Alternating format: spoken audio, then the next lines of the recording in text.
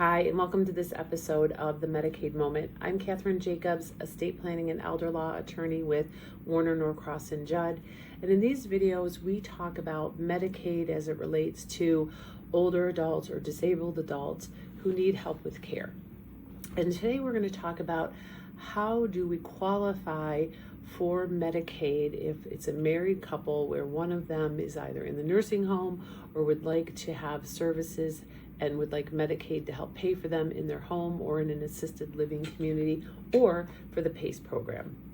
And so we're going to define a couple terms first because we're going to be using a lot of terms, and I just want to make sure that as we're talking about them, you're comfortable understanding how they work in our formulas. So when we talk about Medicaid, we're always talking about the Medicaid spouse, the person who's applying for Medicaid, versus the community spouse. And the community spouse is the one who doesn't need the Medicaid services, still living at home, living out in the community.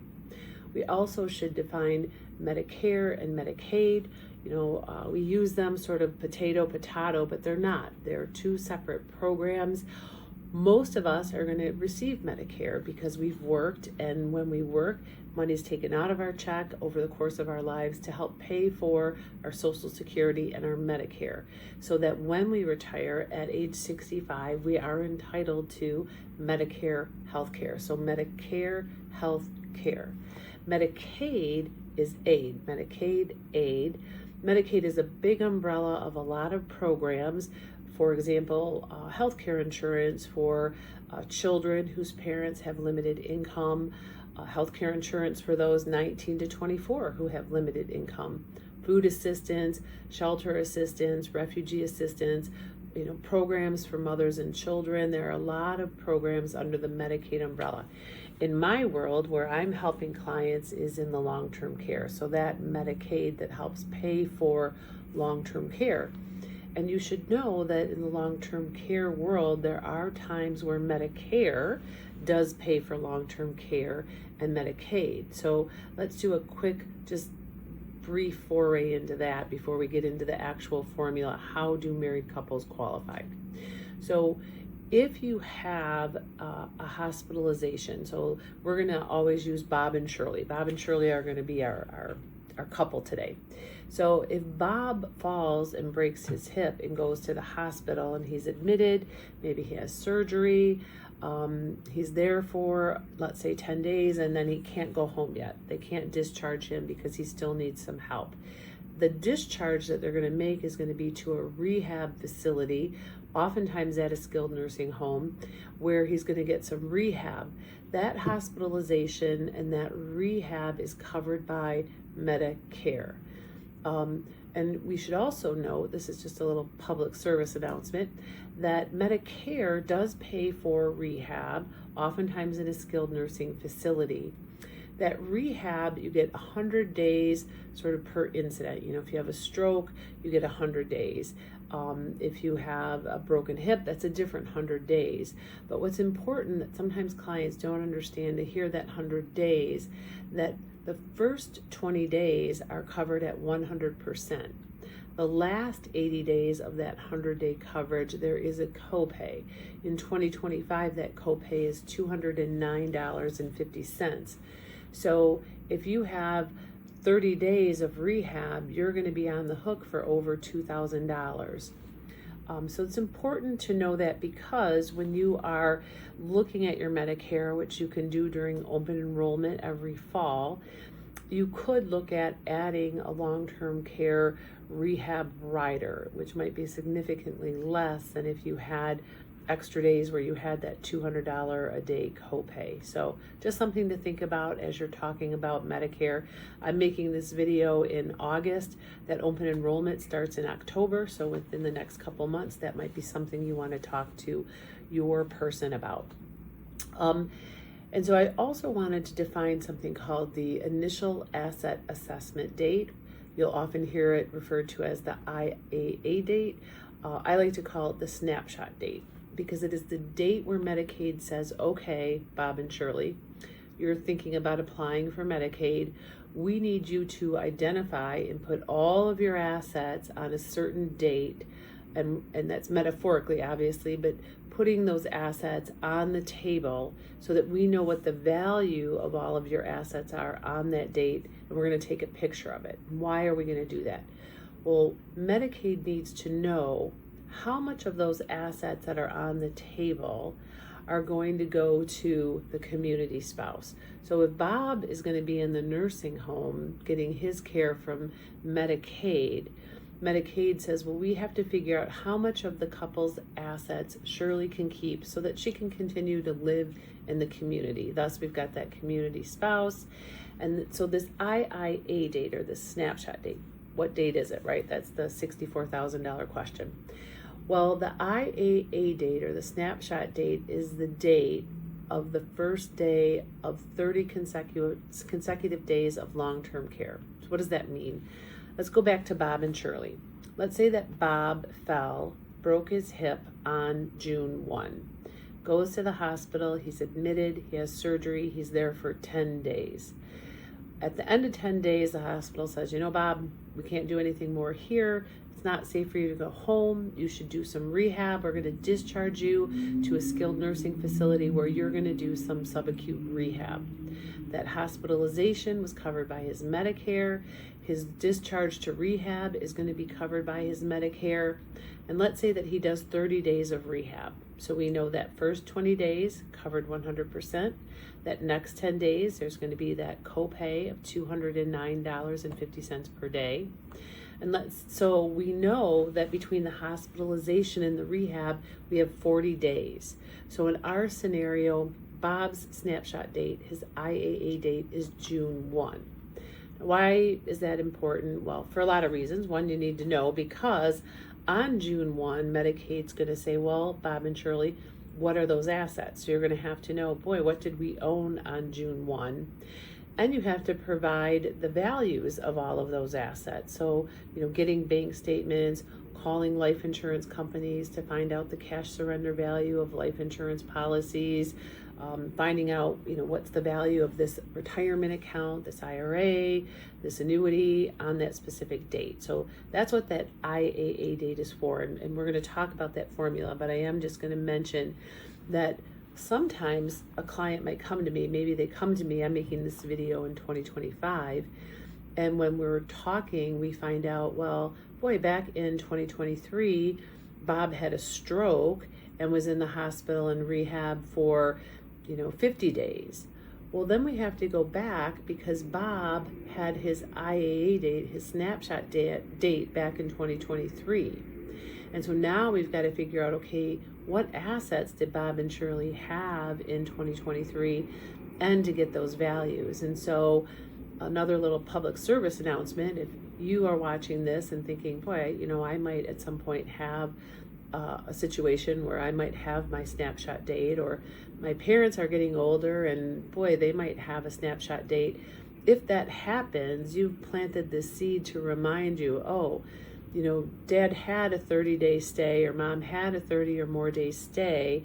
They actually aren't going to need long-term care this time. They're coming home, but down the future, we might need this information. So it would be a good exercise to go to all of those financial institutions, get those values and have it just, in a file or an envelope ready to go when and if you need it. So let's dive into the meat now, which is how does one qualify? So Bob and Shirley. Bob had his IAA date, his snapshot date, June 1. So Shirley's gone around and she's gotten all of the asset values as of June 1. And we're putting them on the table. And it's not just Bob's assets. It is Bob's assets, Shirley's assets, their joint assets. Everything goes on the table. If they have assets that they own with other individuals, if they have joint accounts with children or jointly owned property with their children or others, that has to go on as well, their share of the value of that. Everything goes on the table, okay? Now, the formula says that when we have all of those assets on the table, Bob gets to pull some assets off. And so when we go back to that asset, that resource limit, one of the very first episodes that I did was that increase to the resource allowance. That is that $9,660. So if Bob is allowed to pull off that $9,660, Second episode was how do we increase that? Maybe there's a tax return, maybe there's COVID money, maybe there's a life insurance policy with a face value of $1,500 or less. That all gets pulled off. But for our easy example, let's just say that there was none of that, so Bob just gets to pull off his $9,660. What's left on the table, Medicaid is going to say, okay, now we have to figure out how much Shirley, the community spouse, gets to keep. And the formula for her, and I should have said this too, the house, if they own a home and it's in their name, that's going to come off the table. Let's say Bob and Shirley have 2 vehicles. We're going to take the highest value vehicle based on, at least in Michigan, we use Kelley Blue Book. We're going to take that Kelley Blue Book one that is the highest value off the table. So whatever's left on the table now.